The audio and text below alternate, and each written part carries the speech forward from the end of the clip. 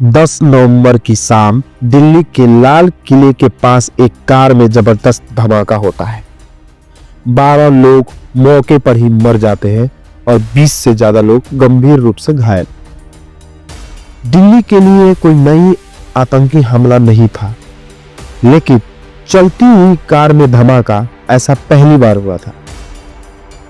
कौन था वो शख्स जो उस कार में था और कैसे यह कार दिल्ली की सड़कों पर घूमती हुई मौत बन गई? आइए इस वीडियो से हम समझते हैं कैसे रची गई इस आतंक की साजिश, कहां से शुरू हुई और आखिर दिल्ली तक पहुंची कैसे।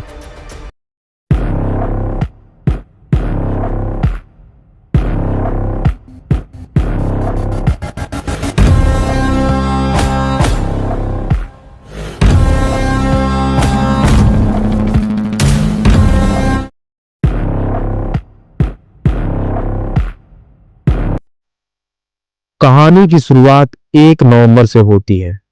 जम्मू कश्मीर की एक दीवार पर जैश ने मोहम्मद के सरगना मसूद अजहर का पोस्टर चिपका पाया जाता है। वही मसूद अजहर जिसने हमारे दिल्ली के पार्लियामेंट पे अटैक कराया।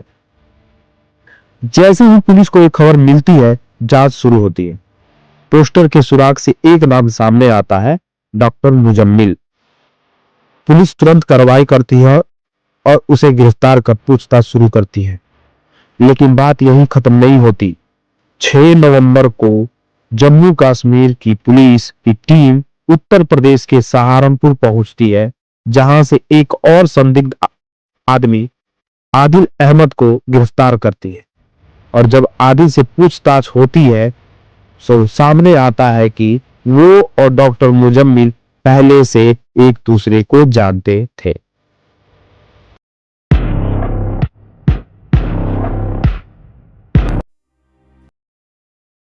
अब कहानी का रुख बदलता है। पता चलता है कि डॉक्टर मुजम्मिल अल फलाह यूनिवर्सिटी फरीदाबाद में प्रोफेसर है और वहीं एक किराए के मकान में रहता है। 9 नवंबर को पुलिस की टीम फरीदाबाद पहुंचती है, मतलब फरीदाबाद की पुलिस और जम्मू कश्मीर की पुलिस। जब उस मकान की तलाशी ली जाती है तो पुलिस के होश उड़ जाते हैं। वहां से लगभग 350 किलो विस्फोटक बरामद किया जाता है। जांच के दौरान जब पुलिस नीचे उतरती है, उन्हें एक कार मिलती है जिसके अंदर एक असॉल्ट राइफल छिपी होती है। कार के कागजात चेक किए जाते हैं। वो कार डॉक्टर शाहीन नाम की एक महिला डॉक्टर के नाम पर थी, जो अब तक फरार है।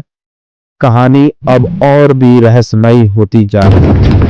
ये गन फट गया।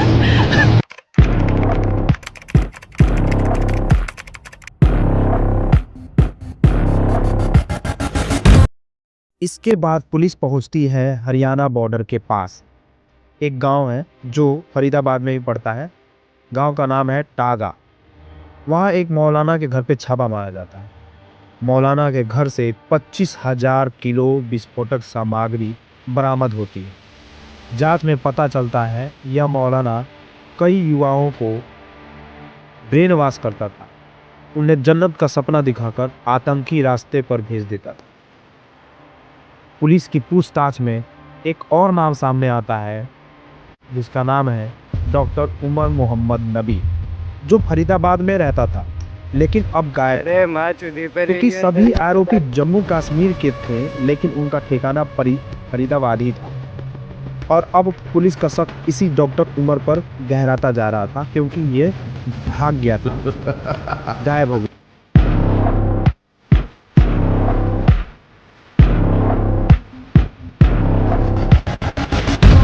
10 नवंबर की सुबह एक I-20 car Badarpur toll plaza से गुजरती है। बदरपुर फरीदाबाद की सीमा पर दिल्ली का दरवाजा, यानी कि दिल्ली के एकदम बॉर्डर और हरियाणा के बॉर्डर के पास।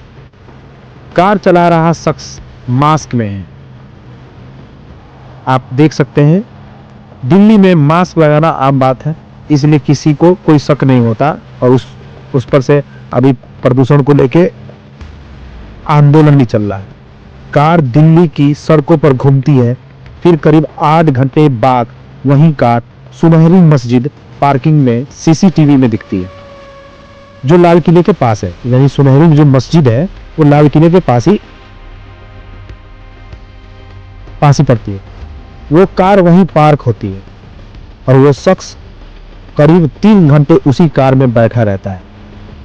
फिर शाम को वो कार बाहर निकलती है और शाम के समय सभी कोई अपना अपना जॉब से घर को जाता है।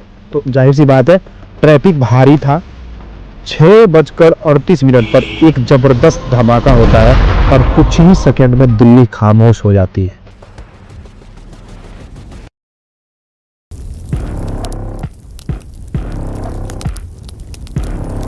All those responsible will be brought to justice. अब सवाल ये उठता है, क्या वह शख्स उमर ही था, और अगर हाँ तो उसने चलती कार में ब्लास्ट क्यों किया?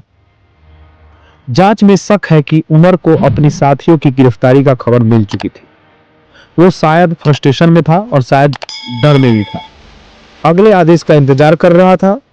आदेश देने वाले तो पकड़े गए। लाल किले के पास एक मंदिर पड़ता है। जब आप यू टर्न लोगे वहां से तो एक मंदिर पड़ता है।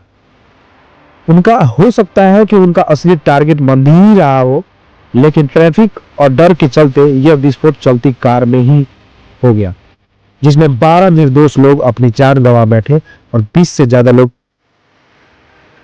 हमेशा के लिए उनकी जिंदगी बदल गई। ये सभी मामला अब एनआईए को सौंप दिया गया है। जांच जारी है और देश यह उम्मीद कर रहा है कि इस बार दोषियों को उनकी मंजिल सजा जरूर मिलेगी। मैं हूं प्रतीक, मिलते हैं अगले एपिसोड में। और जाते जाते मैं आपसे रिक्वेस्ट करना चाहता हूं, मेरा अभी चैनल छोटा है तो प्लीज सपोर्ट बनाए रखें। और मैं मोबाइल से सब कुछ करता हूं, मेरे पास ना लैपटॉप है ना मेरे पास उतना इक्विपमेंट है कि मैं कर पाऊं, तो प्लीज सपोर्ट मी। जय हिंद, जय श्री राम।